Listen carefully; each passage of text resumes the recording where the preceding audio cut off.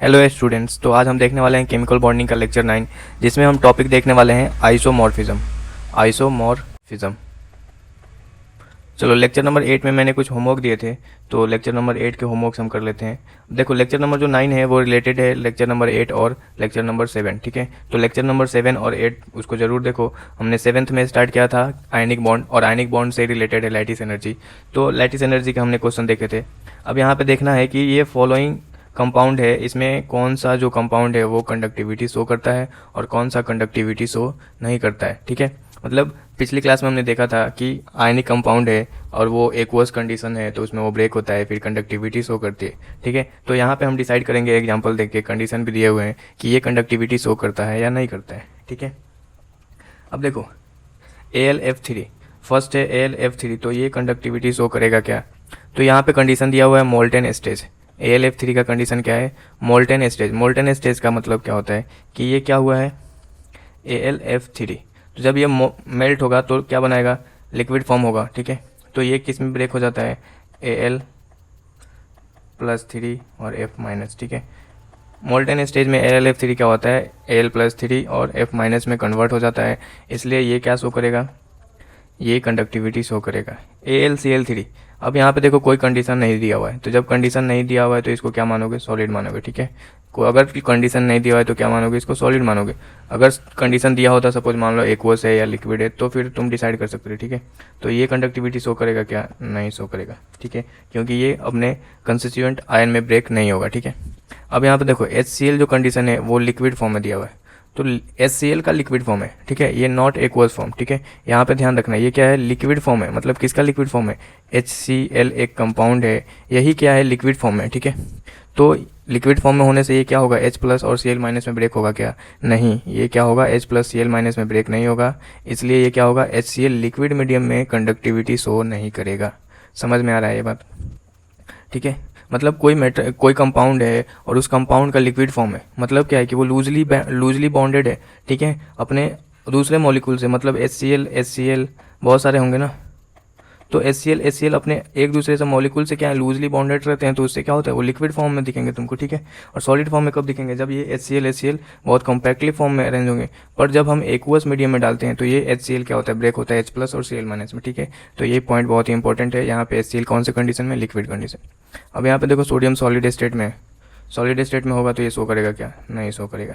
H2SO4 यहाँ पे देखो एक्वस कंडीशन दिया हुआ है, ऑब्वियसली बात है H2SO4 एक्वस कंडीशन में है, तो ये क्या होगा? ये ब्रेक हो जाएगा, H+ SO4 2-, ठीक है। तो ये ब्रेक हुआ H+ आयन में और SO4 2- आयन में, तो दो आयन मिल गए। अब ये क्या करेगा? कंडक्टिविटी शो करेगा, ठीक है। अब देखो NaNO3, जो NaNO3 है और यहाँ पे कंडीशन क्या दिया हुआ है? सॉलिड। तो सॉलिड कंडीशन में शो करेगा क्या? नहीं, ठीक है। इसका एक नाम है NaNO3 का, अच्छा नाम है, चिली साल्ट पीटर बोलते हैं इसको, Chile saltpetre, Chile saltpetre याद रखना। और KNO3 का भी एक नाम है, इसको बोलते हैं Indian saltpetre, Indian saltpetre, Chile saltpetre और इंडियन साल्ट पीटर, ठीक है। इंडियन में क्या है? K है, और चिली में क्या है? Na है, ये ध्यान रखो, ठीक है। तो NaNO3 क्या है? सॉलिड स्टेट में है, सॉलिड स्टेट में है तो क्या ये शो करेगा क्या? नहीं शो करेगा, कंडक्टिविटी शो नहीं करेगा, ठीक है। 7th नंबर पे KNO3, ठीक है। पोटेशियम नाइट्रेट क्या होता है? अब यहाँ पे कंडीशन क्या दिया हुआ है? एक्वस कंडीशन दिया हुआ है, तो जब ये एक्वस कंडीशन दिया हुआ है तो ये क्या होगा? K++ NO3- में ब्रेक हो जाएगा, ठीक है। K+NO3- में ब्रेक होगा, जैसे ही ब्रेक होगा क्या होगा? कंडक्टिविटी शो करने लगेगा ये, ठीक है। नेक्स्ट मॉलिक्यूल है MgCl2, और कंडीशन क्या दिया हुआ है? एक्वस कंडीशन दिया हुआ है, तो वेरी इजी है ना। एक्वस कंडीशन में क्या होता है? और जो आयनिक कंपाउंड होता है वो अपने कंस्टिट्यूएंट में ब्रेक हो जाते हैं, मतलब ये किस में ब्रेक होगा? Mg+2 + Cl-, ठीक है। तो Mg+2 और Cl- में ये ब्रेक होगा, तो क्या होगा? ये भी कंडक्टिविटी शो करेगा। अब देखो यहाँ पे ये बहुत इंपॉर्टेंट है, समझने वाली बात है, CH3OH, और यहाँ पे कंडीशन क्या है? एक्वस। बट ये जो आपको दिख रहा है एल्कोहल, इसको बोलते हैं मिथेनॉल, ठीक है। और ये कौन सा कंपाउंड है? ऑर्गेनिक कंपाउंड है, और ऑर्गेनिक कंपाउंड में क्या होते हैं? कोवैलेंट बॉन्ड होते हैं, नॉट आयनिक बॉन्ड, ठीक है। तो जब एल्कोहल को एक्वस में डालेंगे तो क्या ये आयन प्रोड्यूस करेगा? ईजिली प्रोड्यूस नहीं करता है, ठीक है। मतलब एक्वस में नॉर्मल एक्वस सोल्यूशन रहता है, एल्कोहल का रहता है, तो वो क्या करता है? कंडक्टिविटी शो नहीं करता है, ठीक है। समझ में आया क्यों? क्योंकि ये कोवैलेंट बॉन्ड है, नॉट आयनिक। ठीक है। इसलिए ये क्या होगा, अब ऐसा नहीं कर सकते ना CH3 प्लस OH माइनस, ठीक है, इसमें तो कभी ब्रेक ही नहीं होगा एक्वस कंडीशन में, ठीक है। इसको ब्रेक करने के लिए हीट प्रोड्यूस करना पड़ता है, तब जाके ये ब्रेक होता है। तो ये क्या होगा, मिथेनॉल क्या करता है, एक्वस कंडीशन में ये कंडक्टिविटी शो नहीं करेगा। अब देखो कॉपर सल्फेट और 5H2, ठीक है, कॉपर सल्फेट और 5H2 इसको बोलते हैं ब्लू विट्रॉल। ये याद रख लो, कॉपर सल्फेट जो होता है 5H2 के साथ क्या शो करता है, ब्लू विट्रॉल शो करता है, ठीक है, ब्लू विट्रॉल। अब देखो यहाँ पे ये क्या शो करेगा, ऑब्वियसली बात है कॉपर सल्फेट एक्वस मीडियम में, यहाँ पे 5 वाटर है, तो ये क्या करेगा, कंडक्टिविटी शो करेगा, ठीक है। अब देखो तुमने बचपन से पढ़ाई किया होगा, जो ग्रेफाइट होता है कार्बन का जो आइसोट्रॉप, सॉरी, कार्बन का जो आइसोट्रॉप्स होता है वो ग्रेफाइट होता है। एक कार्बन के 3 आइसोटॉप्स होते हैं, आपको पता होंगे, डायमंड, ग्रेफाइट और फुलरेंस, ठीक है। तो ये जो ग्रेफाइट होता है ये क्या करता है, सॉलिड स्टेट में क्या करता है, कंडक्टिविटी शो करता है, ठीक है। ग्रेफाइट क्या करता है, कंडक्टिविटी शो करता है। जब आप इसका स्ट्रक्चर पढ़ोगे ना, डिटेल में पढ़ेंगे हम इस ग्रेफाइट का स्ट्रक्चर, तो इसमें क्या होता है, इलेक्ट्रॉन का रेजोनेंस होता है, इलेक्ट्रॉन मूव करते रहता है इसके स्ट्रक्चर में, इसलिए इलेक्ट्रॉन मूव करने की वजह से क्या होता है, ग्रेफाइट जो होता है वो कंडक्टिविटी शो करता है। इसलिए आपको अगर नहीं पता हो तो याद कर लो, ग्रेफाइट सॉलिड स्टेट में ही कंडक्टिविटी शो करता है, ठीक है। इसमें कोवेलेंट बॉन्ड होता है, फिर भी क्या होता है, कंडक्टिविटी शो करता है, क्योंकि रेजोनेंस होती है इलेक्ट्रॉन की, उसमें फ्री इलेक्ट्रॉन रहते हैं और वो क्या करते हैं, मूव करते रहते हैं, ठीक है। अब देखो नेक्स्ट लास्ट एग्जांपल है AlCl3 और कंडीशन क्या दिया हुआ है, एक्वस कंडीशन दिया हुआ है, ठीक है। तो ओबियसली बात है एक्वस कंडीशन में क्या होगा, ये Al+3 प्लस Cl माइनस में ब्रेक होगा, ऑब्वियसली बात है। अगर आयन में ब्रेक हो गया तो फिर ये क्या होगा, ये कंडक्टिविटी शो करेगा, ठीक है। तो ये थे, अगर आपके आंसर सारे सही हैं तो अच्छी बात है, और आपने जो कुछ गलती किया हो वो आप सुधार सकते हो, ठीक है। तो चलो आज का लेक्चर स्टार्ट करते हैं, केमिकल बॉन्डिंग लेक्चर 9, एमॉर्फिज्म, आइसोमॉर्फिज्म, ठीक है। आइसोमॉर्फिज्म, अगर आपने ऑर्गेनिक पढ़ा होगा उसमें एक नाम सुना होगा आइसोमेरिज्म, ठीक है, आइसोमेरिज्म और आइसोमॉर्फिज्म। तो आइसोमेरिज्म जो टर्म है ना वो आयनिक कंपाउंड के लिए एज इट इज़ यूज़ किया जाता है, ठीक है। मतलब कि आइसोमेरिज्म में आप क्या पढ़ते हो कि जो ऑर्गेनिक मॉलिक्यूल होता है उसका स्ट्रक्चर फार्मूला सेम होता है, ठीक है, तो उसको क्या बोलते हैं, स्ट्रक्चर फार्मूला और मॉलिकुलर फार्मूला जो भी है वो दोनों सेम होते हैं, तो उसको क्या बोलते हैं, आइसोमेरिज्म, ठीक है। बट यहाँ पे वो नहीं होता है, यहाँ पे जस्ट सिमिलर होता है बट वो नहीं होता है, एज इट इज़ नहीं होता है।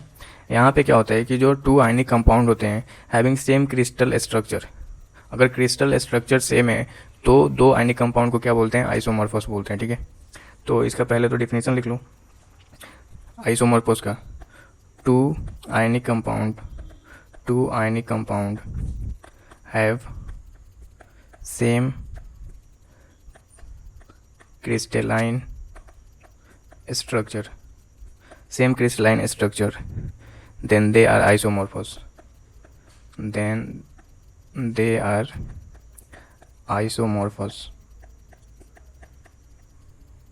ठीक है। तो आइसोमॉर्फस क्या होता है कि अगर सेम क्रिस्टलाइन स्ट्रक्चर है तो क्या होगा, वो आइसोमॉर्फस होगा, और वो कौन से होंगे, सिर्फ आयनिक कंपाउंड, ठीक है। अगर 2 ionic compound same crystalline structure form कर रहे हैं तो क्या होंगे, तो ही वो आइसोमॉर्फिज्म शो करेंगे, ठीक है। अब इसके लिए कंडीशन देखते हैं कि आइसोमॉर्फिज्म शो करने के लिए कंडीशन, ठीक है। कंडीशन, तो पहला कंडीशन है कि both ionic compound have same number of ion, both ionic compound have same number of ion, ठीक है। मतलब जो दोनों ही आयनिक कंपाउंड होंगे उसके पास नंबर ऑफ आयन्स क्या होने चाहिए, सेम होने चाहिए, ठीक है। मतलब वो आप नंबर ऑफ आयन्स में कन्वर्ट करके दोनों कंपाउंड का कंपेरिजन कर सकते हो। हम एग्जांपल्स देखेंगे, ठीक है। पहले कंडीशन देख लेते हैं। कंडीशन सेकंड है कि both cation should be iso electronic. Second condition क्या है, both cation should be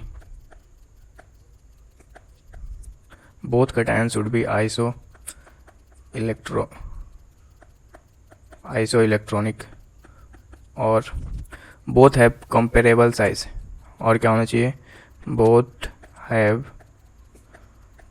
comparable size। मतलब कटायन का क्या होना चाहिए, आइसो इलेक्ट्रॉनिक होना चाहिए, या फिर बोथ हैव कंपेरेबल साइज होना चाहिए, या फिर और both anion should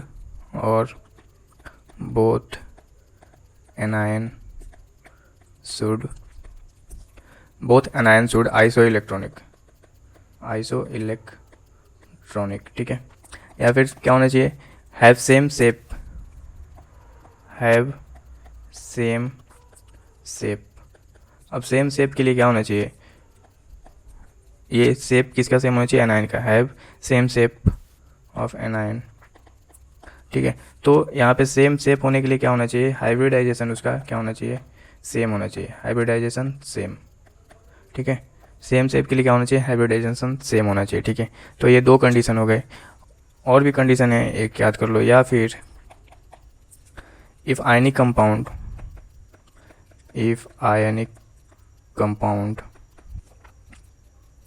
have crystalline water, ionic compound have crystalline water, then they should have same general formula।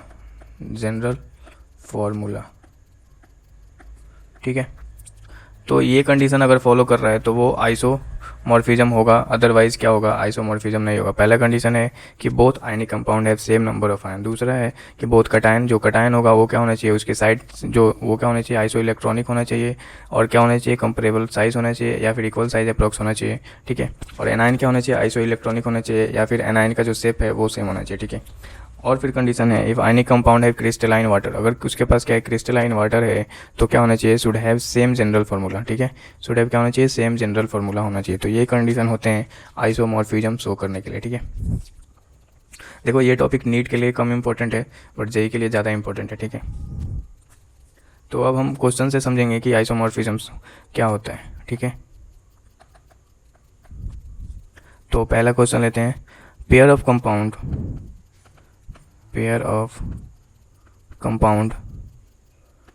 Which are isomorph. ठीक है, ये पेयर ऑफ कंपाउंड तुमको दिए जा रहे हैं, इसमें तुम्हें बताना है कि कौन सा आइसोमॉर्फ है और कौन सा नहीं है। ठीक है, तो पहला एग्जांपल है NaF एंड MgO। अब यहाँ पे देखो, ये तुम्हें डिसाइड करना है कि ये आइसोमॉर्फ है या नहीं है। ठीक है, दूसरा एग्जांपल का आंसर ही देख लेते हैं पहले।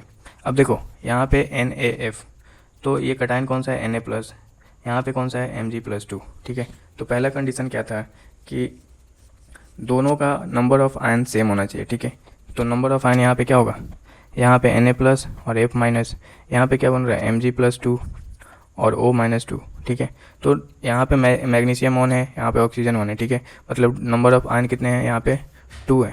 ठीक है, तो यहाँ पे कितने हैं, सोडियम और एक फ्लोरीन, तो यहाँ पे भी नंबर ऑफ आयन कितने हैं, 2 है। तो नंबर ऑफ आयन तो सेम हो गए। अब क्या देखेंगे, जब नंबर ऑफ आयन सेम हो गए तो फिर देखेंगे कि इसका जो कटायन है, इसकी जो साइज़ है वो सेम है या नहीं है। ठीक है, तो यहाँ पे देखो Na और Mg, ये क्या है, Na+ के पास कितने इलेक्ट्रॉन होते हैं, 10 इलेक्ट्रॉन, और Mg+ के पास भी कितने इलेक्ट्रॉन होते हैं, 10 इलेक्ट्रॉन। तो ये क्या है, आइसो इलेक्ट्रॉनिक है। एक कंडीशन था ना कि कटायन क्या होना चाहिए, आइसो इलेक्ट्रॉनिक होना चाहिए। ठीक है, तो ये क्या शो कर रहा है, अब तुम्हें समझ आ गया ना कि नंबर ऑफ आयन भी सेम है, और ये जो कटायन है ये आइसो इलेक्ट्रॉनिक भी है, इसलिए क्या होगा, ये आइसोमॉर्फिज्म शो करेगा। ठीक है, अब यहाँ पे फ्लोरीन का भी नंबर चेक कर लो, फ्लोरीन F- में है। ठीक है, तो F- में है तो कितने इलेक्ट्रॉन, 10 इलेक्ट्रॉन, समझ में आ रहा है ना। और ऑक्सीजन कितना है, O2- में 8 और 2 कितने हो जाएंगे, 10 इलेक्ट्रॉन। तो यहाँ पे एनायन भी आइसो इलेक्ट्रॉनिक है, कटायन भी आइसो इलेक्ट्रॉनिक है, तो ये क्या हुआ, 100% आइसोमॉर्फ शो कर रहे हैं। ठीक है, और ये दोनों क्या है, आइसोमॉर्फ हैं। ठीक है, आइसोमॉर्फ हमेशा एक टर्म याद कर लेना कि ये हमेशा आयनिक कंपाउंड के लिए ही यूज़ करते हैं। ठीक है, आयनिक कंपाउंड के लिए ही यूज़ करते हैं, कीप इन माइंड। चलो नेक्स्ट एग्जांपल देखते हैं। नेक्स्ट एग्जांपल है NaNO3। ठीक है, इसको क्या बोलते हैं, चिली साल्ट पीटर। ठीक है, ये याद रखना। एंड MgCO3 मैग्नीशियम कार्बोनेट, और ये सोडियम नाइट्रेट। तो यहाँ पे आपको बताना है कि मैग्नीशियम कार्बोनेट और सोडियम नाइट्रेट जो है वो आइसोमॉर्फ है क्या, और है तो कैसे है। ठीक है, मतलब कैसे है ये तो आप डिसाइड करोगे ना। तो चलो अभी देखते हैं, यहाँ पे सोडियम क्या है, प्लस में Na+, और Mg क्या है, Mg+2। ठीक है, तो सबसे पहला चीज़ हम क्या देखते हैं, नंबर ऑफ़ आयन देखते हैं। तो यहाँ नंबर ऑफ़ आयन आपको सेम दिख रहा है क्या, ये देखने आपको बहुत फास्ट आना चाहिए। ठीक है, कि Na+ और NO3- में ब्रेक होगा, यहाँ पे 2 आयन है, और Mg+2 और CO3-2 में ब्रेक होगा, तो यहाँ पे भी 2 आयन है। ठीक है, नंबर ऑफ़ आयन तो सेम हो गए। अब क्या देखोगे, जो कटायन का साइज़ है वो कैसा है, अगर कंपेरेबल है तो ठीक है, या फिर आइसो इलेक्ट्रॉनिक है। फिर एनायन का क्या देखोगे, साइज़ देखोगे, शेप देखोगे। ठीक है, तो यहाँ पे देखो Na प्लस और Mg प्लस, फिर ये क्या है 10 इलेक्ट्रॉन आइसो इलेक्ट्रॉनिक। अब क्या एनाइन के बारे में चेक करेंगे, NO3 माइनस और CO3 माइनस 2, ठीक है। तो अब इसका हम क्या चेक करेंगे, इलेक्ट्रॉन चेक करेंगे, कितने इलेक्ट्रॉन है या फिर दोनों का शेप कैसा है, ठीक है। तो शेप के लिए हमें क्या होना चाहिए, इसका हाइब्रिडाइजेशन पता होना चाहिए, ठीक है। तो अब यहाँ पे आपको हाइब्रिडाइजेशन भी आना चाहिए। NO3 माइनस का हाइब्रिडेशन कितना होता है, CO3 माइनस 2 का हाइब्रिडेशन कितना होता है, ठीक है। तो इसका स्ट्रक्चर बना लो, C double bond O minus, ठीक है। तो यहाँ पे कार्बन की हाइब्रिडेशन कितनी दिख रही है, वह एक बॉन्ड सिग्मा, 2 बॉन्ड सिग्मा और 3 बॉन्ड सिग्मा, 3 बॉन्ड सिग्मा है ना, तो इसकी हाइब्रिडेशन कितनी है sp2। NO3 माइनस का भी स्ट्रक्चर बनाओ, N डबल बॉन्ड O। चलो तो NO3 का स्ट्रक्चर जब बनाओगे तो वो NO3 स्ट्रक्चर ऐसे होते हैं, NO3 माइनस, ठीक है। तो यहाँ पे नाइट्रोजन का हाइब्रिडेशन कितना होगा, 1 सिग्मा बॉन्ड, 2 सिग्मा बॉन्ड और 3 सिग्मा बॉन्ड। तो 3 सिग्मा बॉन्ड, इसलिए यहाँ पे स्ट्रक्चर क्या होगा, sp2, ठीक है। sp2 तो दोनों ये स्ट्रक्चर आपको क्या दिख रहे हैं, sp2 और ये भी sp2, तो दोनों का हाइब्रिडेशन सेम है, तो दोनों का शेप भी क्या होगा, सेम होगा। मतलब NO3 माइनस और CO3 माइनस में N का हाइब्रिडेशन और कार्बन का हाइब्रिडेशन, दोनों का हाइब्रिडेशन सेम है, तो इसलिए ये क्या होगा, आइसोमॉर्फिज्म शो करेगा। और एक चीज़ आप यहाँ पे और देखो कि O3 तो कॉमन है ना दोनों में, तो यहाँ पे हाइब्रिडाइजेशन सिर्फ किसका देख रहे हो, कार्बन का और नाइट्रोजन का। जब आप हाइब्रिडेशन देखते हो ना, तो हाइब्रिडेशन में आपको पढ़ना होता है, जब ये सब डिटेल में चीज़ें पढ़ेंगे, ठीक है। हाइब्रिडेशन में क्या होता है कि जब हाइब्रिडेशन होता है ऑर्बिट का, तो मतलब बहुत सारे जो अलग अलग एनर्जी के लेवल के ऑर्बिटल होते हैं, ठीक है, वो क्या होते हैं, मिक्स हो जाते हैं, और मिक्स होने के बाद सेम एनर्जी लेवल का है ऑर्बिट बनाते हैं। इसलिए यहाँ पे क्या होगा, जो NO के साथ O3 का बॉन्ड हो, वो ऑक्सीजन के बॉन्ड होंगे ना, वो सेम टाइप के होंगे। यहाँ पे कार्बन के साथ और ऑक्सीजन के साथ जो बॉन्ड होंगे वो भी सेम टाइप के होंगे, ठीक है। इसलिए ये जो आयनिक कंपाउंड है, ये क्या शो कर रहा है, आइसोमॉर्फिज्म शो कर रहा है, ठीक है। ऊपर वाला भी शो कर रहा था, फर्स्ट एंड सेकेंड दोनों, ठीक है। रीजन समझ में आया आपको? अगर कोई चीज़ नहीं समझ में आती है तो आप कमेंट कर सकते हो, मैं आपको आंसर करने की कोशिश करूँगा। चलो तो एग्जाम्पल थर्ड देखते हैं। थर्ड एग्जाम्पल है KMnO4 एंड BaSO4, ठीक है। सबसे पहले तो आप नंबर ऑफ़ आयन देख लो, नंबर ऑफ़ आयन सेम है क्या, ऑब्वियसली सेम है। तो वो आयन कौन कौन से हैं, तो K प्लस MnO4 माइनस, ठीक है, K प्लस और MnO4 माइनस, आपको आना चाहिए ये सब चीज़ें, ठीक है।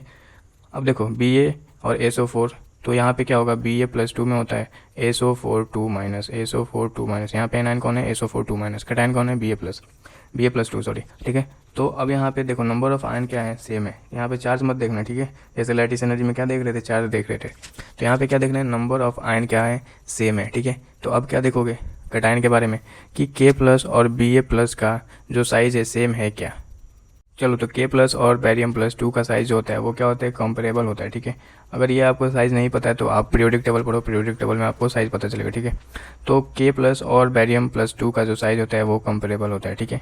अब देखो MnO4 माइनस और SO4 2 माइनस, ठीक है। अब इसके बारे में देखना, MnO4 माइनस और SO4 2 माइनस, ठीक है।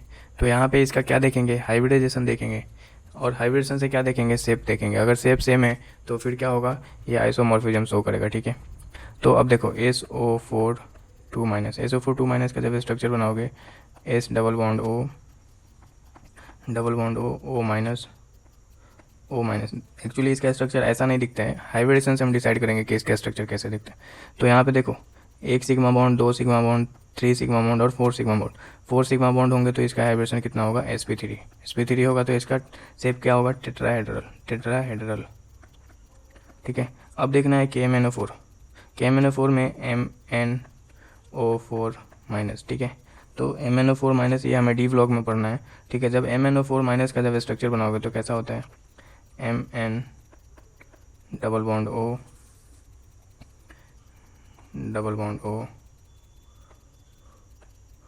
O माइनस और डबल बॉन्ड, ठीक है। तो MnO4 माइनस का स्ट्रक्चर ऐसा होता है।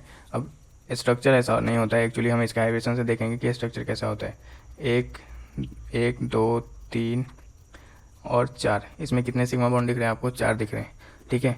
पर यहाँ पे क्या होता है, इसका हाइब्रिडेशन क्या होता है, sp3 नहीं होता है, इसका हाइब्रिडेशन क्या होता है, D3S, क्योंकि यहाँ पे जो हाइब्रिडेशन किसके साथ हो रहा है, D ऑर्बिटल के साथ हो रहा है, इसलिए क्या होता है D3S। पर D3S का जो शेप होता है वो क्या होता है, वो भी टेट्राहेड्रल होता है, ठीक है। तो टेट्राहेड्रल ये भी है, टेट्राहेड्रल ये भी है, तो दोनों का शेप क्या है, जो शेप है सेम है, ठीक है, शेप सेम है। और यहाँ पे क्या है, ये कॉम्पेरेबल साइज़ का है, कॉम्पेरेबल साइज़, ठीक है। तो मैंने ये दोनों कंडीशन बताए थे कि कटायन कॉम्पेरेबल साइज़ का हो और एनायन का जो शेप है वो सेम हो, तो आइसोमॉर्फिज्म शो करते हैं, ठीक है। तो ये भी क्या हुआ, आइसोमॉर्फिज्म शो करेगा। तो एग्जाम्पल नंबर 4 देखते हैं, KI3 एंड TLI3, ठीक है। तो यहाँ पे हम इसको सॉल्व करेंगे, या आइसोमॉर्फिज्म शो कर रहा है कि नहीं कर रहा है। तो K पोटेशियम और टेलुरियम, ठीक है। तो इसका साइज़ कंपेरेबल है क्या, ठीक है, ये K प्लस और TL प्लस, ठीक है। तो इसका साइज़ कंपेरेबल है। अगर तुम्हें इतनी सी छोटी सी बात नहीं पता है कंपेरेबल कैसे है, कंपेरेबल साइज कंपेरेबल, तो प्लीज़ पीरियोडिक टेबल अच्छे से पढ़ो, ठीक है। अब देखो I3, अब यहाँ पे I3 माइनस और यहाँ पे भी I3 माइनस है, तो दोनों तुमको क्या हो रहा है, सेम ही दिख रहा है ना, तो फिर उसको कंपेयर करने की ज़रूरत है क्या, नहीं है ना, दोनों की सेम से शेप सेम ही होगी, ऑब्वियसली बात है। पर तुम्हें यहाँ पर डिसाइड करना मेन क्या है, K प्लस और TL प्लस का जो शेप है वो सेम होगा क्या, ठीक है। चलो, तो इस दोनों की साइज़ क्या होती है, कंपेरेबल होती है। तो ये एग्जांपल भी क्या शो कर रहा है, आइसोमॉर्फिज्म शो कर रहा है, ठीक है।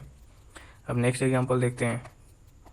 5th नंबर एग्जांपल है Na2SO3 एंड MgCO3, ठीक है। अब देखो Na2 है तो ये प्लस में है, Mg प्लस 2 में है, ठीक है। यहाँ पे नंबर ऑफ आयन कितने डिफरेंट है, नंबर ऑफ आयन पहला कंडीशन ही क्या है, डिफरेंट है। तो आइसोमॉर्फिज्म शो करेगा क्या, कैसे, क्योंकि ये ब्रेक होगा 2Na प्लस SO3 माइनस में, ठीक है। ये ब्रेक होगा Mg2 प्लस CO3 2 माइनस, ठीक है। यहाँ पे कितने, 2 आयन दिख रहे हैं, यहाँ पे कितने, 3 आयन दिख रहे हैं, 2 सोडियम प्लस और 1 SO3 माइनस, ठीक है। Number of ion he different है, तो ये आइसोमॉर्फिज्म शो कर रहे हैं क्या, नहीं कर रहे हैं, इसलिए ये आइसोमॉर्फिज्म शो नहीं करेंगे, ठीक है। तो इतने सारे एग्जाम्पल आपको ध्यान रखने हैं, और ये आपको कैसे डिसाइड करना है आइसोमॉर्फिज्म जो आयनिक कंपाउंड होता है, ये आपको आना चाहिए, ठीक है। चलो एक और नेक्स्ट क्वेश्चन है, उससे कुछ कंसेप्ट समझेंगे। क्वेश्चन है कि which of the following is not isomorphous with others, which of the following is not isomorphous with others, ठीक है। मतलब आपको 4 एग्जाम्पल दिए जाएंगे, इसमें से बताना है कि चारों में से 3 तो सेम होंगे बट चौथा डिफरेंट होगा, ठीक है। तो फर्स्ट है वाइट विट्रोल, सेकंड है इप्सम साल्ट, थर्ड है ग्रीन विट्रोल, और फोर्थ है वाशिंग सोडा। ये JEE लेवल का क्वेश्चन है। अब देखो यहाँ पे क्वेश्चन का आपको कंपाउंड का नाम दिए गए हैं, तो कंपाउंड के नाम से आपको कंपाउंड याद आना चाहिए कि उसका मॉलिक्यूलर फार्मूला क्या होता है, ठीक है। तो मॉलिक्यूलर फार्मूला लिखते हैं वाइट विट्रोल का। जो वाइट विट्रोल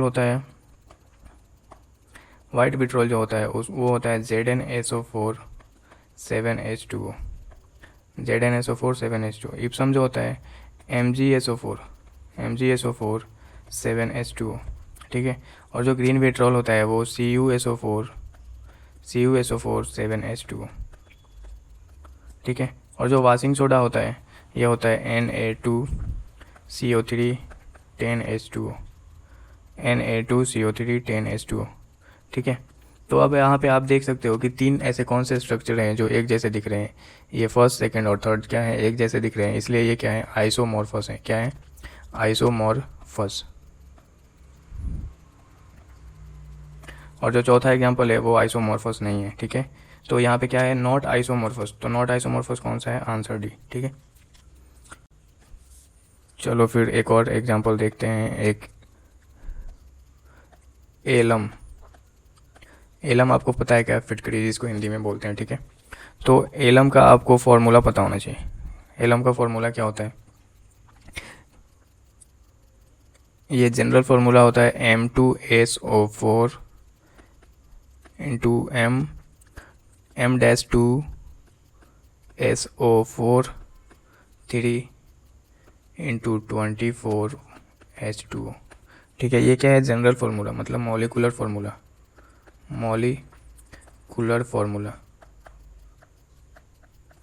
ठीक है। तो अब यहाँ पे देखो, यहाँ पे क्या है, SO4। SO4 क्या होता है, SO4 2 माइनस में होता है और यहाँ पे M2 है। तो यहाँ पे जो फर्स्ट मेटल है आपको वो कौन से स्टेट में होना चाहिए, वो मेटल कैसा होना चाहिए, M+, ठीक है। मतलब ये कैसा मेटल होना चाहिए, +1 वाला मेटल जो होगा वो यहाँ पे हम फिट कर सकते हैं, ठीक है। अब यहाँ पे क्या है, M2SO4 3, तो यहाँ पे क्या होना चाहिए, +3, यहाँ पे क्या होना चाहिए, +3, ठीक है। तो +3 होगा, +3 वाले जो मेटल होंगे यहाँ पे वो हम पुट कर सकते हैं, ठीक है। तो एक चीज़ रखो कि जो एलम होता है उसमें +1 और +3 वाले मेटल यूज़ करते हैं, ठीक है। +1 एंड +3 वाले मेटल एलम में यूज़ होते हैं, ठीक है। अब देखो +1 कौन सा करेगा, अल्कलाइन मेटल, ठीक है। अल्कलाइन मेटल कौन सा होता है, ग्रुप फर्स्ट, ठीक है। और अल्कलाइन अर्थ मेटल क्या होता है, ग्रुप सेकंड, ठीक है। तो अल्कलाइन मेटल जो होता है वो हमेशा ही M+ शो करता है, ठीक है। और एक और होता है अल्कलाइन अर्थ मेटल, वो जो क्या करता है, +2 शो करता है, ठीक है। तो अल्कलाइन अर्थ मेटल कभी भी एलम नहीं बनाते, ठीक है। क्यों नहीं बनाते, क्योंकि वो क्या होता है, M+2 में एग्जिस्ट करते हैं। समझ में आया, तो ये पॉइंट भी लिख लो। जो अल्कलाइन अर्थ मेटल हैं, alkaline earth metal never form alum, ठीक है। ये कभी भी एलम फॉर्मेशन नहीं करते हैं। अब यहाँ पे एलम बताने का क्या पर्पस है, क्योंकि जो ऑल एलम, जितने भी एलम होते हैं वो क्या होते हैं, आपस में आइसोमॉर्फस होते हैं। ऑल एलम्स आर आइसोमॉर्फस, ठीक है। जितने भी एलम होते हैं वो क्या होते हैं, आइसोमॉर्फस होते हैं, ठीक है। और वो क्या होते हैं, डबल साल्ट भी होते हैं, ठीक है। All alum are double salt, ठीक है। डबल साल्ट का क्या मतलब, यहाँ पे देखो M2SO4 एक साल्ट है, और M-2SO4 3 ये दूसरा साल्ट है, ठीक है। तो जितने भी एलम होते हैं वो क्या होते हैं, डबल साल्ट होते हैं, और जितने भी एलम होते हैं वो क्या होते हैं, आपस में आइसोमॉर्फस होते हैं, ठीक है। इसलिए मैंने यहाँ पे आपको एलम बताया, ठीक है। चलो तो एलम के बारे में कुछ और पॉइंट्स जान लेते हैं। एलम का जो एम्पेरिकल फार्मूला होता है वो आपको ध्यान रखना है। एम्पेरिकल फार्मूला M डैश, ये दोनों मेटल हैं, ठीक है, 2 टाइप के मेटल, M डैश SO4 2 और 12S2O। ये क्या है, एम्पेरिकल फार्मूला ऑफ एलम, ठीक है। और मॉलिकुलर फार्मूला क्या है, M2SO4 M-2SO4 3 24S2O। ये आपको याद होना चाहिए। ये क्या है, मॉलिकुलर फार्मूला है, और जो अभी हमने नीचे देखा वो क्या है, एम्पेरिकल फार्मूला है, ठीक है। अब देखो कुछ 2 एग्जांपल है एलम के, वो आपको याद रखने हैं। For example K2SO4 into Al2SO4 3 into 24H2O, ठीक है। इसको बोलते हैं पोटास एलम,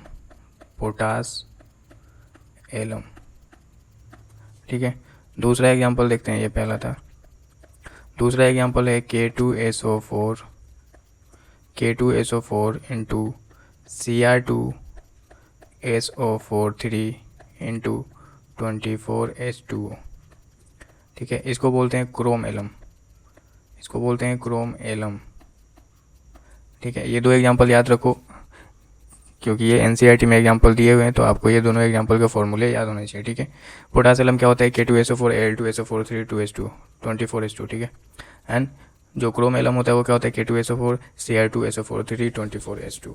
तो ये आपको याद होना चाहिए और इजीली याद भी हो जाते हैं, ठीक है। अब देखो एक पॉइंट है, ये स्टेटमेंट जेई क्वेश्चन जेई में आया हुआ है, नीट में भी आया हुआ है, ठीक है। जो एक्वस सॉल्यूशन है, एक्वस सॉल्यूशन ऑफ एलम को क्या किया, वाटर में डाल दिया, ठीक है। Aqueous solution of alum is acidic in nature, suppose मान लो पोटास एलम है, ठीक है। पोटास एलम को तुमने वाटर में डाल दिया तो क्या होगा, पोटास एलम एसिडिक होगा। कैसे होगा, देखो पोटास एलम में 2 साल्ट होते हैं, ठीक है।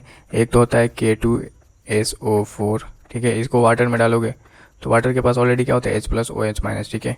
तो ये बनाएगा OH, 2 KOH और H2SO4, ठीक है। तो देखो ये क्या होता है, स्ट्रॉन्ग बेस, और ये होता है स्ट्रॉन्ग एसिड, ठीक है। तो स्ट्रॉन्ग बेस और स्ट्रॉन्ग एसिड क्या होंगे, न्यूट्रल होंगे, ठीक है। ये क्या होंगे, N फॉर न्यूट्रल, ठीक है। अब देखो दूसरा साल्ट है Al2SO4 3, ठीक है। जब इसको वाटर में डालोगे वाटर में, तो वाटर के पास क्या है, H+ और OH-, ठीक है। तो ये H+ किसके पास जाएगा, SO4 के पास जाएगा, ठीक है। और OH- किसके पास जाएगा, Al के पास जाएगा। तो ये बनाएगा AlOH3 प्लस SO4 के पास जाएगा, तो ये H2SO4, ठीक है। अब आपको पता होना चाहिए कि जो AlOH3 होता है ये वीक बेस होता है। ये क्या होता है, वीक बेस। और ये क्या होता है, स्ट्रॉन्ग एसिड होता है, स्ट्रॉन्ग एसिड होता है। तो इस स्ट्रॉन्ग एसिड की वजह से जो हेलम होगा वो कैसा हो जाता है, एसिडिक हो जाता है। कैसा हो जाता है, एसिडिक नेचर शो करता है, ठीक है। तो आपको पता होना चाहिए कि पोटास एलम में किसकी वजह से एसिडिक शो करता है, कौन से साल्ट, तो एल्युमिनियम सल्फेट की वजह से क्या होता है, ये पोटास एलम जो होता है वो एसिडिक नेचर शो करता है, ठीक है। अब देखो इसमें क्या होता है, एक्वस सॉल्यूशन जो होते हैं एलम के, तो एक्वस सॉल्यूशन में कौन कौन से स्पीसीज प्रेजेंट होते हैं, मतलब जो एक्वस सॉल्यूशन होगा उसमें आयन होंगे, ठीक है। तो कौन कौन से आयन प्रेजेंट होते हैं भाई, मतलब कोई भी जो आयनिक कंपाउंड होता है उसको वाटर में डिसॉल्व करोगे तो क्या होगा, वो अपने आयंस में ब्रेक होगा, ठीक है। पर यहाँ पे जो मेटल्स होते हैं वो क्या होते हैं, वाटर से सराउंडेड हो जाते हैं और वो आयंस बनाते हैं, ठीक है। तो वो वाटर कौन से फॉर्म में स्टेबल होते हैं, कौन से फॉर्म में एग्जिस्ट करते हैं वो देखने हैं, ठीक है। तो species present in aqueous solution of alum, ठीक है। जब इसको एक्वस सॉल्यूशन में डालते हैं तो 2 स्पीसीज प्रेजेंट होते हैं, 2MH2O6, ठीक है, H2O6 + 1, ये तो पहला हो गया। और जो दूसरा होता है वो 2M-, ठीक है। इसमें 2 मेटल्स होते हैं ना, डबल साल्ट। तो जो दूसरा होता है M-H2O6, और ये कैसा होता है, +3 में होना चाहिए, ठीक है, +4SO4 2-, ठीक है। तो ये स्पीसीज होते हैं कौन कौन से, एक तो मेटल वाला फर्स्ट मेटल जो क्या होता है 6 कोऑर्डिनेट बॉन्ड विथ वाटर बनाता है। सेकंड मेटल भी क्या बनाता है, 6 कोऑर्डिनेट विथ वाटर के साथ 6 कोऑर्डिनेट बॉन्ड बनाता है, ठीक है। और तीसरा क्या होता है, SO4 2-। तो यही 3 जो स्पीसीज होते हैं वो एक्वस सॉल्यूशन ऑफ एलम में प्रेजेंट होते हैं, ठीक है। समझ में आया, ये क्वेश्चन जेई में पूछा हुआ क्वेश्चन है, ठीक है, इसलिए इंपॉर्टेंट मार्क कर लेना। अब देखो क्या होता है कि जो लिथियम प्लस होता है, लिथियम प्लस, अब आपने एलम में देखा होगा जो एक मेटल होता है वो एक +1 शो करता है और एक जो होता है +3 शो करता है। तो लिथियम प्लस में है तो क्या ये एलम बना सकता है, तो फॉर्मूले के अकॉर्डिंग तो बना सकता है। बट क्या करता है, lithium does not form alum. Lithium क्या होता है, एलम फॉर्मेशन नहीं करता है। क्यों नहीं करता है, क्योंकि जो इसकी जो कोवैलेंसी होती है, इट्स मोर कोवैलेंसी इज़ 4, मतलब लिथियम की कोवैलेंसी मैक्सिमम कितनी होती है, 4 ही होती है, ठीक है। लिथियम की कोवैलेंसी कितनी होती है, lithium has maximum 4 covalency, lithium has maximum 4 covalency, ठीक है। पर यहाँ पे देखो ये जो मेटल है इसके पास 6 कोऑर्डिनेट बॉन्ड बन रहे हैं ना, इसकी वैलेंसी 6 है, 6 वाटर से वैलेंस जुड़ रहा है, ठीक है। तो इस मेटल के पास जो हम मेटल यहाँ पे M+1 में देंगे उसके पास भी वैलेंसी कितनी होनी चाहिए, 6 होनी चाहिए। लिथियम के पास क्यों 4 ही होता है, क्योंकि ये सेकंड पीरियड का एलिमेंट है, इसलिए इसके पास सिर्फ कोवैलेंसी 4 ही होती है, ठीक है। जैसे third period, fourth period, fifth period के बाद क्या आ जाता है, डी ब्लॉक आ जाता है। तो डी ब्लॉक में बहुत सारे वैकेंट ऑर्बिटल होते हैं, तो वो क्या कोऑर्डिनेशन नंबर अपनी कोवैलेंसी बढ़ा सकते हैं, ठीक है। बट सेकेंड पीरियड का एलिमेंट को वैलेंसी 4 से ज़्यादा कभी नहीं होती है, कोई भी सेकेंड पीरियड का एलिमेंट के पास 4 से ज़्यादा वैलेंसी नहीं होती है, ठीक है, समझ गए। तो इसलिए क्या होता है, लिथियम जो होता है वो एलम फॉर्मेशन में पार्टिसिपेट नहीं करता है, ठीक है। एक और पॉइंट याद रखो लिथियम के बारे में, जो लिथियम होता है ऑन हीटिंग एलम क्या होता है, स्वेल अप हो जाता है ड्यू टू वाटर, मतलब उसके लिए एलम के पास क्या होता है, वाटर होता है ना, 24 वाटर होते हैं, ठीक है। तो ये क्या करता है, इंटूमेसेंट बिहेवियर शो करता है। क्या करता है, इंटूमेसेंट। जो एलम होता है on heating alum swell up due to water can show intumescent behaviour. अब ये इंटूमेसेंट बिहेवियर क्या होता है? इंटूमेसेंट बिहेवियर का मतलब होता है कि अगर एलम स्वेलअप करेगा, ठीक है, किसकी वजह से? वाटर की वजह से, तो वो क्या करता है, वाटर स्वेलअप हो जाता है और स्वेलअप होकर क्या करता है, एलम को प्रोटेक्ट करता है, ठीक है। सपोज मान लो जो एलम के साल्ट हैं डबल साल्ट, ठीक है, तो डबल साल्ट होंगे तो इसके आसपास क्या होगा, वाटर जो होते हैं वो सराउंडेड होते हैं ना 6 वाटर से, ठीक है। जो भी साल्ट होते हैं, 2 साल्ट होते हैं यहाँ पे, ये और ये दोनों ही क्या हैं, वाटर से सराउंडेड है। और कितने वाटर? 6 वाटर से, ठीक है। तो जो 6 वाटर से सराउंडेड है, ये वाटर क्या करता है, साल्ट को प्रोटेक्ट करता है जब हीट करते हैं, ठीक है। तो वैसे ही जो दूसरा भी होगा वो भी क्या करेगा, ऐसे शो करेगा। इसको बोलते हैं इंटूमेसेंट बिहेवियर, ठीक है। चलो तो नोट याद कर लेना, एक नोट है, इसके पूछे जाने के चांसेस कम है, ठीक है। नोट है सूडो एलम। सूडो एलम क्या होता है? जो सूडो एलम में होता है MsO4, तो ये जो M होता है वो बाईवैलेंट होता है, बाईवैलेंट, ठीक है। MsO4 जो होगा वो बाईवैलेंट होगा, ठीक है। M-2SO4 3 और 24H2 सब सेम ही है। पहले जो मोनोवैलेंट होता था ये, वो क्या हो जाएगा, ये बाईवैलेंट हो जाता है, ठीक है। जिसको क्या बोलते हैं, सूडो एलम बोलते हैं। अब देखो जितने भी एलम होते हैं ना, उसको क्या बोलते हैं, डबल साल्ट बोलते हैं। डबल साल्ट क्यों बोलते हैं? जब वाटर में, जब एलम को क्या करते हैं, एलम को एक्वस वाटर में डालते हैं, तो ये क्या होता है, अपने जितने भी आयन से मिलकर बना होता है वो सारे आयन डिसोसिएट हो जाते हैं, ठीक है। सपोज मान लो K2SO4 Al2SO4 3 24H2O। जब इसको एक्वा सॉल्यूशन में कन्वर्ट करेंगे तो ये कन्वर्ट हो जाता है 2K + SO4 2 माइनस, और ये कन्वर्ट हो जाता है Al + 3 SO4 2 माइनस, ठीक है। तो ये जितने भी आयन्स है सब अपने अपने आयन्स में, अपने कंस्टिट्यूएंट आयन में क्या होते हैं, ब्रेक हो जाते हैं। इसलिए इसको क्या बोलते हैं, डबल साल्ट भी बोलते हैं, ठीक है। एलम को क्या बोलते हैं, डबल साल्ट। ये हमेशा याद रखना है, एलम को हमेशा ही क्या बोलते हैं, जितने भी एलम होते हैं वो क्या होते हैं, डबल साल्ट होते हैं, ठीक है। तो ये सारी पॉइंट्स किसके बारे में थे, एलम के बारे में थे। और एलम के बारे में क्यों बताया, क्योंकि जितने भी एलम्स होते हैं वो आइसोमॉर्फिज्म शो करते हैं, ठीक है। इसलिए एलम्स के बारे में जानना इंपॉर्टेंट है।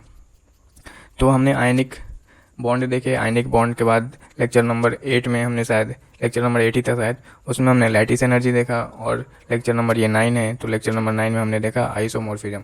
तो ये तीनों ही लेक्चर को रिलेटेड है, इसलिए आप अगर लेक्चर नंबर 9 देख रहे हो तो लेक्चर नंबर 7, लेक्चर नंबर 8 भी आपको देखने चाहिए, ठीक है। और अगर आप चैनल पर नए हो तो चैनल को सब्सक्राइब कर दो। चैनल का नाम है कंसेप्ट ऑफ नीट, ठीक है। हम यहाँ पे केमिस्ट्री पढ़ा रहे हैं और केमिस्ट्री आपको बहुत ही बेसिक लेवल से हाई लेवल तक पढ़ाया जाएगा, जिसमें मैं अभी केमिकल बॉन्डिंग का सीरीज़ स्टार्ट किया हूँ। केमिकल बॉन्डिंग में आपको कंप्लीट जितने भी इनऑर्गेनिक में आपको रूल्स पढ़ने हैं ना केमिकल बॉन्डिंग से रिलेटेड, उसमें सब कुछ बताऊँगा। तो सबसे पहले मैं बेसिक चैप्टर्स कंप्लीट करूँगा। पहले इनऑर्गेनिक है, फिर उसके बाद कंप्लीट करूँगा ऑर्गेनिक है, और उसके बाद कंप्लीट करूँगा फिजिकल केमिस्ट्री के। सो चैनल्स को सब्सक्राइब करें। All the best.